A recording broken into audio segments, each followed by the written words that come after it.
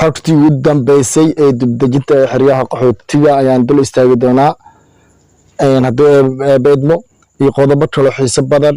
maanta waa taariikh 28 bisha 9aad 2023 aan dul istaagno qodobadeena UNHCR oo gudoomiyaalka ama shalidarada u yeertay si ay shir ula dhasho shirkaas ku saabsanaa in alino laga cabsi qabo alino marka la leeyahay waa laba qayb alino oo haba ah ayaa jirto iyo alino oo roob ah marka alino hadda la sheegay laga cabsi qabo waxa kamid alinada roobka ah la rajeynayo bisha 10aad ilaa iyo bisha 12aad inta u dhaxaysa la rajeynayo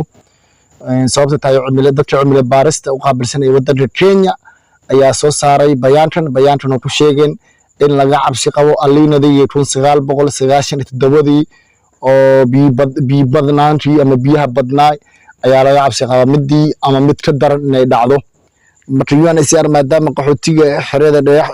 dhadhaab xerooyinka dhadhaab ay mas'uul ka tahay maamulinta shalidarada ayaa loo yeeray oo arrimahan ayaa lagu hadlay arrimahan ku saabsan leeyahay sidii wax loo qaban lahaa sida meelaha dowladaha iyo meelaha oo biyo mareenta oo laga fogaado waxaas ayaa loo sheegay inkastoo hadda la rajeynayo in la qaban doono seminaarahaas shalidarada iyo jeemanada iyo dadka gudida iyo dadka loo xaafadaha oo gudiyaal dhig sameyn doono oo seminar weyn la qaban doono si hadhooti hortag loo hortago oo dadkii maamulinta la tababaro balse xirooyinka dhaabriyahan dambe waxa ka soo badanay in meelaha biyo mareenka ah ee jidadihii biyo mari jireen in la iska dego meel walba la iska dego shaqooyada la dego hadda diisaan UNHCR absi xooggan ay ka qabtaa hadii ay alino u dhaco in ay macnaha saameyn midii 1997 mid ka dara dhici doonta sababtoo wax kale maahan waagi idoo meel biyo mareen mari jireen ayay saas ahaan jirtay biyihii ilaa iyo xaafada A3 hadii xarada dhigax la maqdo ilaa xaafada A3 ay biyaha ilaa jilbaha xaafadaha dhex mari jireen hadda meerihii kanaaladii ay biyaha doosin jireen electric jireen ayaa hadda la degay qof walbana hortiisa ganacsi markuu furtan hortiisana biyo ayuu ku shubtay meel walba taagay noqotay marka tan saameyn baan ay keento talaafi balse UNHCR iyo dad ayaa loo xilsaari doona gudidaas oo seminar la bixin doono waxyaabo badan laga bedel doono qorshahan intii la gaaray midaas Ilaahay oo farxad leh Ilaahay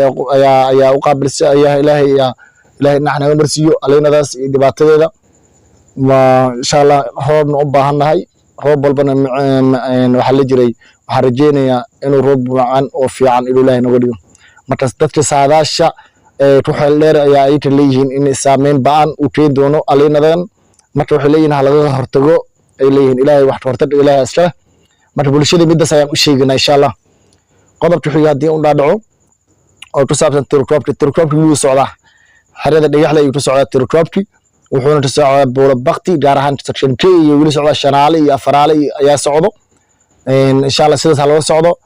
sidoo kale dadkii oo diiwaangelay baahanayaalkii ayaa ay tan hakad la geliyay maadaama tirkoobka uu mashquulsan yahay DRS UNHCR ku mashquulsan yihiin qodobka saddexaad waxa kamid ah in loo shaqeynayo alienka xerada dhigaxle waa laga bilaabay dadkii alien muddo badan oo suugay u dharsanaa in dib loo bilaabay mashiintii hadda way shaqeynaysaa shaqada way socotaa si toos ah maanta waxa loo la shaqeynaa section H maalinba section ayaa loo shaqeynayaa marka dadweynaha waxa loo sheegay ka faa'iideystaan ee imaadaan ee dadkii oo rabay inay faraha iska qaadaan waa loo shaqeynayaa si wacan ayuu shaqeynaysaa qoladan hay'adan u qaabilsan ee xagga dawladda ee RAS shaqo wacan ay wada bulshada wada inta tabartooda ay dadaalayaan bulshada juhdi waxa lagu galay inay bulshada ay helaan adeeg fiican bilaash ah maadaama bilaash loogu shaqeynayo marka sidaas ayaan u sheegnaa bulshada inay ka faa'iideystaan ee soo doontaan farahooda ninkii faraha ka dhacay inay faraha raasidaan si faraha loo qaado oo aalin cusub soo baxo insha Allah hadii aan u dhaadhaco xogtii ugu dambeysay dibdejinta qodobkeen uu xorta badan maalmahan dambe dhaadhaqa hadda waxa jira oo kaliya caafimaad ayaa u badan inkastoo falaayil rajeyna in isbuucyadan soo socdo oo la yeeri doono falaayo oo la rajeynayo wadan Canada iyo Australia iyo Mareykan idan insha Allah muuqaal kale ayaan soo sameyn doonaa aan ku sheegi doonaa sidoo kale Kakuma idan yar caafimaad ayaa jireen sidoo kale caafimaad iyo kiisas oo wax ka qaldan loo hagaajinayaa jiray insha Allah idan muuqaalada soo bay doonaa أصحاب ضد بدن أي كحرن أجوان قحوتية السودان قحوتية إثيوبيا قحوتية ساوث أفريقيا إن شاء الله كان مقالة ينتصر سمين دورة يوغندا